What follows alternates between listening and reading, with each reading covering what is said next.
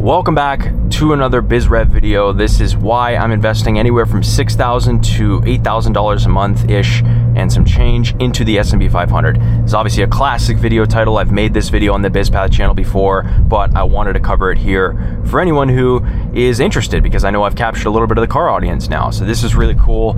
Obviously, first things first, I'll get into crypto, and everyone is freaking out about how things were crashing, crypto, the markets in general a couple months ago, and I was loading my buys up. I actually bought even more, but I don't want to clickbait. I want to stay consistent with what my actual real monthly numbers are versus just a couple of months where I put in 10 to 15 grand. So I want to talk about that first. What even is the S&P 500? For my actual straight beginners just listening to this, have no idea what that is. It's very simply an index of the top 500 US companies. So think Facebook, Nvidia, Google, Amazon, Microsoft. Those are what you're buying when you're buying these batch of stocks. Obviously, that's I call it the Mag 7, or what is called the Mag 7, but this is just the top 500 US companies. It's great for diversification, which we'll get into in a minute here, but I'm not opposed to single stocks, okay? I just want to get that out of the way. I've actually, in the last couple of months, I've thought of going heavy into just a handful of individual stocks that I, am a huge fan of and that I actually see myself buying long term. The only single stock that I hold right now is CSU. That's a ticker symbol. It's Constellation Software. It is more or less a SaaS holding company where they actually purchase different SaaS companies. But other than that, S&P 500, baby. VFE or VOO for my American friends, that is what this is buying. So that's kind of just, I wanted to get that out of the way first because I know some people are like, what does that even mean? It's just a batch of stocks. It's, been, truly tested by time, has a lot of data and history to back it, and that's just what I'm invested in right now. So that goes into my reason one, which is diversification and de-risking. When you're investing in batches of stocks versus single, particular individuals, you are exposed to less risk, but still enough that you can have those, nice upsides versus when Nvidia is down on a day, or Tesla has been, swinging over and over again for many, many months now. You don't feel that emotionally. I don't feel as bad because I own a batch of stocks, right? I own multiple. It's not that I'm heavily invested in Tesla. Yes, Tesla can, outperform the S&P at some point, but there's a lot of risk that comes with that. I like being able to take risks in my business. That's where for those who don't know, I run a real estate lead gen business, and I'm potentially even starting another one here. But that's where I want to take my risk. Or even this YouTube channel. None of this could work out, and I spend a good chunk of time on this, even though I count it as a hobby. It'd be cool if I could monetize this thing in the future, but it's risky, right? I don't want to take risks with, honest to God, that's my retirement plan, is the S&P. That's my backup. And I know a lot of people, that's their front line. That's what they're actually mainly investing in. It sounds douchey, but the S&P is my backup, dude. My businesses are my plays. That's where I really want to take all this risk and hopefully get an outsized return, right? I don't want to have to worry about, again, I'm not against real estate, but I don't want to have to worry about freaking fixing toilets. Or even if I did have a property manager that took 10-20%, that message is still going to work its way up to me. Beautiful Porsche right there. It's still going to work its way up to me, and I'm going to have to hear about it, right? I'm going to have to be having that on my mental load. The other thing is, it's not very liquid. Real estate isn't very liquid. The stock market is, and that's a big reason why I like having that, which we'll talk about here in a minute. But point is, I'm de-risking as much as I possibly can. I'm taking chips off the table with my business as much as I possibly can, and I'm loading it. I'm just loading 10 to 20% of my profits every single month into the S&P, and I'm happy and cool with that decision long term, right? So that's reason number one. Reason two is it goes back into it. Completely passive, actually liquid, and just dead simple, dude, right? This is something I'm investing in since 2019 is when I started actually investing in stocks, and it's been amazing. I like being able to have the simplicity, go travel, go to bed one night and wake up and have my entire net worth right there on a screen, down to the penny that I can see. With real estate, with other asset classes, you can't really do that, right? That's just not a thing that you can do. So that's why I like stock market, or the S&P in general, is just because it's very liquid at any moment if I want to. I'm not going to, but you can actually, liquidate if I wanted to right away. I'm hearing some freaking, I think it's my bike in the back. I got my freaking stupid ass bike back there. But I think that's what this is, right? That's the premise, is it's liquid. I can, at any moment or any point in time, log in, liquidate, and be done with it, right? That's what I love. That's why I love this way of investing.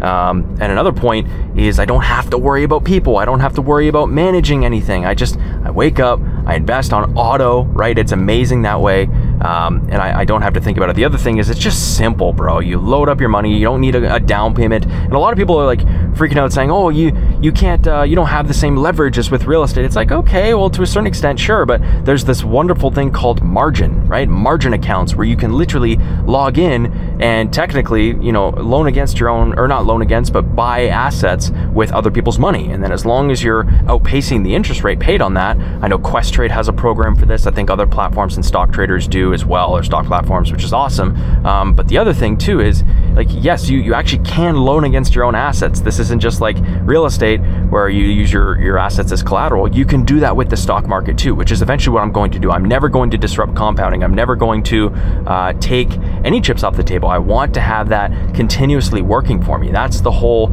play here. That's the whole point, right? So again, think of it. And I guess on this topic, before I forget, people always say like, oh, crypto will outperform things. It's like, sure, like it has been, but there's just not enough data to support if it will continue long term. So I'm letting things kind of pan out on their own to see if that's really the case, if that's really going to continue happening, or if not. And I'm going to slowly start loading up my buys on Bitcoin specifically, maybe some Ethereum, but I like thinking that there's no way in hell the government doesn't bail out, even if everything hits the fan. There's no way that Elon Musk, if Bezos, if Sam Altman, Zuckerberg, all these guys, Gates, there's no way these people fail. And if these guys are in the US, that's where their companies are. That's the companies that they have listed on the stock exchange. I'm going to go down that path too. There is no way that they're going to be needing a bailout or at some point, failing. It's just no way. You're betting against the US if you don't believe in the S&P, in my personal opinion. And as a Canadian,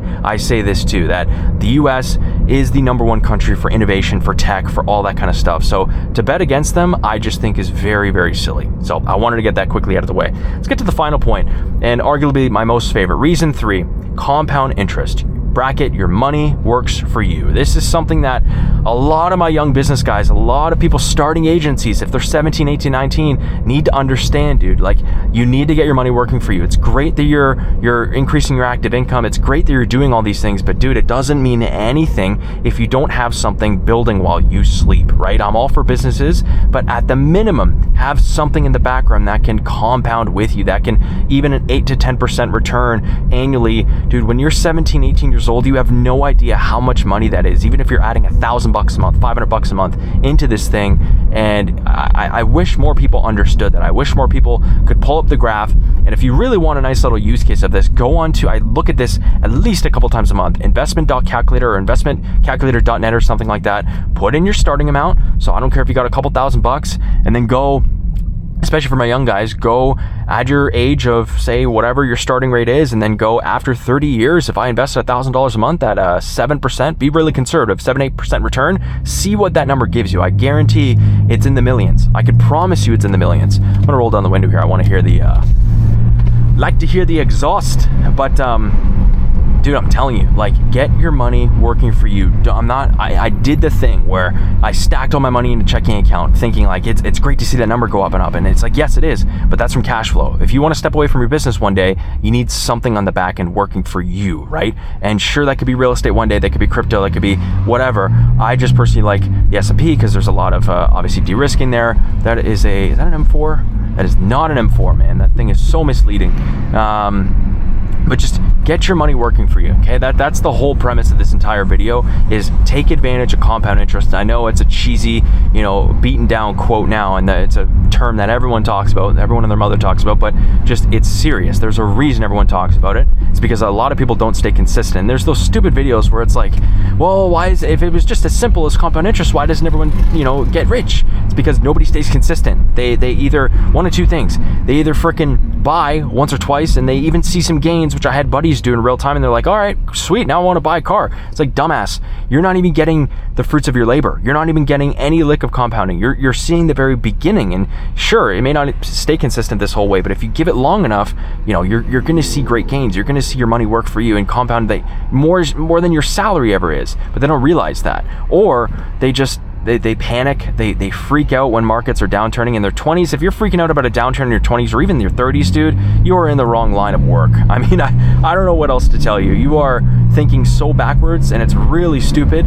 But dude, like, I'm telling you, you need to learn from my mistakes. I wish I invested more during my business, like, peak, if you will. Revenues are down a little bit, but I'm still like forcing myself every single month to take chips off the table, invest in me. I'm still, relatively young, but for my guys 19, 20, 21, 22, invest now, okay? Not financial advice, but if I were you, if I was in your shoes again, I would invest as much as I possibly can. Max out yourself first. Obviously, if you're a follower of this channel, you know that I talk about that a ton. But then second, max out your asset-based investments as much as you possibly can. Trust me. So that's the whole premise of this video. More or less just what the hell is this investment that I'm doing?